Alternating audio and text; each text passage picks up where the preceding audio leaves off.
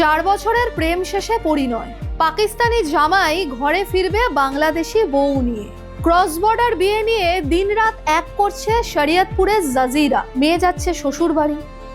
মন খারাপ বাবার, মন খারাপ মায়েরও। স্থানীয়দের উদ্বেগ, মেয়েকে একা ভিন দেশে যেতে হচ্ছে বলে। পুলিশ বলছে তারা বিষয়টি নিয়ে অবগত নয়। পরিবারের উৎকণ্ঠা যত না মেয়ে নিয়ে, তার চেয়েও বেশি আইনি মার পেছে। কি ঘটছে শরীয়তপুরে? ভিন দেশে বিয়ে দেওয়া কি সত্যিই নিরাপদ? চোখ রাখুন আজকের প্রতিবেদনে।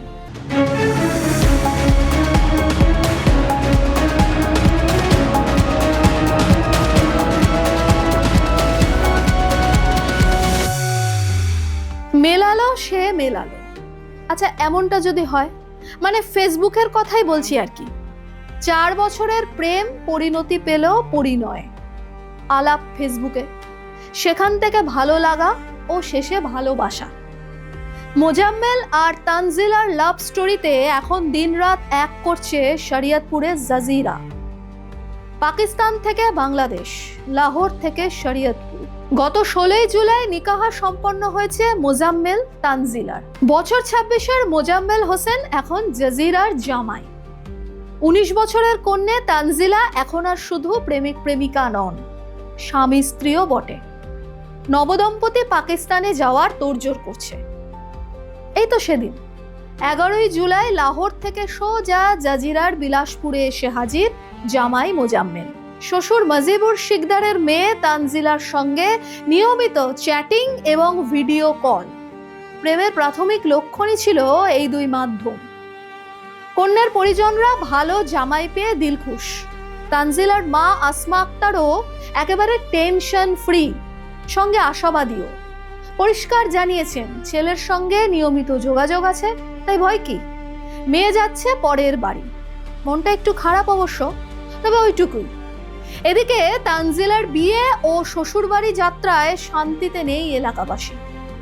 লাহোর থেকে পাকিস্তানের নাম শুনে সিঁদুরে মেঘ দেখছেন তারা, ঢোক গিলছেন। বলা নেই কোয়া নেই, ছোট থেকে বড় হতে দেখা পাড়ার মেয়ে যাচ্ছে ভিন দেশে, তাও আবার বিয়ের পর। ঘনাচ্ছে উদ্বেগের মেঘ। তার কারণ অবশ্য কম নয়। যে হারে অনলাইনে প্রেম এবং বিয়ে নিয়ে ইদানিং প্রতারণা, মেয়ে পাচার, এমনকি পতিতাবৃত্তির মতো অভিযোগ সামনে আসছে, তারপর কি আর শান্তিতে থাকা যায়? পরিবারের একাংশ নিশ্চিত হলেও সবাই তা নয়। তানজিলার বিয়ে ও পাকিস্তান যাত্রায় অশনি সংকেত দেখছেন কেউ কেউ। সবচেয়ে বড় বিষয়, এত কিছুর পরও পুলিশ প্রশাসন বিষয়টি নিয়ে অবগত নয়। জাজিরা থানার ভারপ্রাপ্ত কর্মকর্তা জানালেন তিনি জানেনই না কি হয়েছে, খোঁজ নিয়ে দেখবেন। তাছাড়া ভিন দেশে বিয়েতে সবচেয়ে বড় ম্যাটার করে পাসপোর্ট ও ভিসা।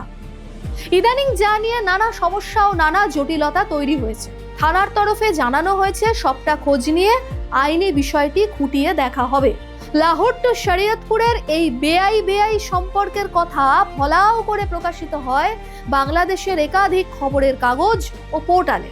এই নিয়ে খবর করে যুগান্তর, RTV বাংলাদেশ, বাংলা নিউজ 24। কি জানেন তো, শরীয়তপুরে যেমন নহবতের মজলিস আছে, তেমন কোথাও আবার হিজাবের আড়ালেই চুইয়ে পড়ে চোখের জল। এবার খুব মন দিয়ে দেখুন এই ভিডিওটি। বাংলাদেশি বিয়ে করলে তাদের জাত চলে যাবে। জাত যাওয়া মানে বুঝেন, এটা আমার কি করার আছে? এটা আমার জাতিগত পরিচয়। আমি বাংলাদেশি, এটা আমি কিভাবে বদলাবো? এটা আমাকে বলতেছে তোমাদের বাংলাদেশের লোকজনের বুদ্ধি মটরশুটির ডানার চেয়েও ছোট।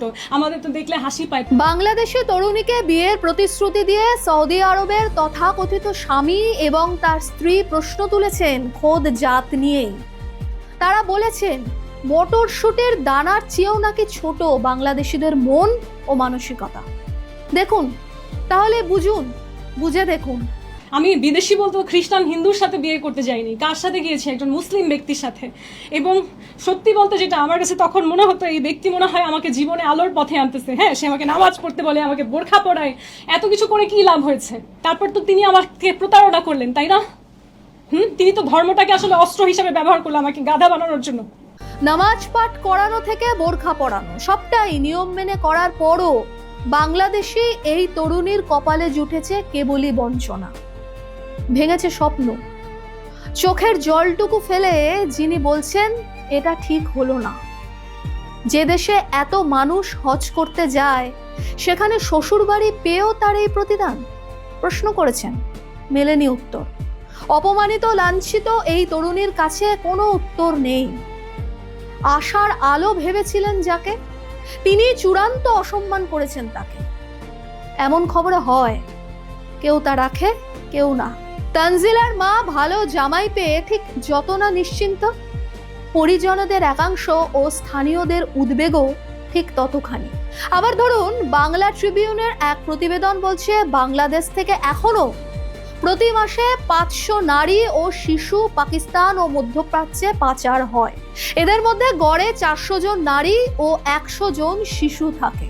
এটি আখেরে জাতিসংঘের রিপোর্ট। আবার গত 6 ফেব্রুয়ারি পাকিস্তানে পাচার হওয়া 5 নারী বাংলাদেশে ফিরেছেন, এই শিরোনামে একটি প্রতিবেদনও প্রকাশিত হয়। টুকরো টুকরো কোলাজের মতো এই ঘটনাই কি কপালে চিন্তার ভাঁজ ফেলার জন্য যথেষ্ট নয়? কারণ দেশটার নাম পাকিস্তান। বাংলাদেশ থেকে এখনো যেখানে নারী ও শিশু পাচার হয়েই চলেছে পুরোদম, শুধু পাচারই নয়, নারীদের পতিতাবৃত্তির কাজেও ব্যবহার করা হচ্ছে। পাকিস্তান ও সমগ্র উপসাগরীয় অঞ্চলে নারী ও শিশু পাচার ও শিশু শ্রমের এই বিরাট সিন্ডিকেট রমরমিয়ে তাদের পসার সাজিয়েছে। লাহোর ও ইসলামাবাদ যার হেডকোয়ার্টার। তানজিলা বাংলাদেশি মেয়ে, জামাই লাহোরের। হয়তো সবটাই ঠিক, কিন্তু একটা তবু থেকে যায়। পুলিশ প্রশাসন কেন এই ক্রস বর্ডার বিয়ে নিয়ে অবগত নয়? কেন তাদের জানানো হয়নি? তবে কি কাগজপত্রে কিছু গোলযোগ আছে, নাকি এড়িয়ে যাওয়ার পেছনে রয়েছে অন্য কোনো কারণ? আশা আশঙ্কার দোলাচলেই লাহোর যাবে তানজিলা। লাহোরের বধূ সে। মন খারাপ নিয়ে মেয়েকে পরের ঘরে পাঠাচ্ছে আসমা আক্তার। অগাধ ভরসা জামাইয়ে। আর যে তরুণীকে বাংলাদেশে বিয়ে করলে জাত গেল বলে মুখ ঝামটা দিলেন সৌদি সতীন।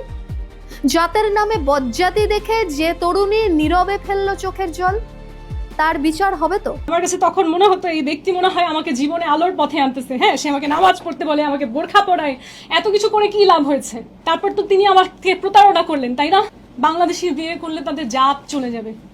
জাত যাওয়া মানে বুঝেন? আমাকে বলতেছে তোমাদের বাংলাদেশের লোকজনের বুদ্ধি মটরশুটির দানার চেয়েও ছোট, আমাদের তো দেখলে হাসি পায়। আশার শেষ যেখানে, সেখানেই উকি মারে উদ্বেগ।